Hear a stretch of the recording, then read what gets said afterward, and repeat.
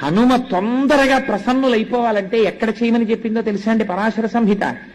అరటి తోటలోకి వెళ్ళి హనుమ యంత్రం కానీ హనుమ బొమ్మ కానీ హనుమ అని రాసి కానీ మీరు అక్కడ పెట్టి మీరు కానీ ఆ రోజున ఉపాసన చేశారా అరటి తోటలో, ప్రత్యక్షమైనటువంటి స్వరూపంతో స్వామి వచ్చి తీసుకుని తీరుతారని భయం ఇచ్చింది సంహిత.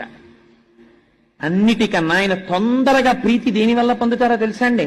అరటి పండుగ కదలి పూజ అని ప్రత్యేకమైనటువంటి పూజ ఆయనకి. కేవలం అలంకారంతో ఆయన తృప్తి పడిపోతారు.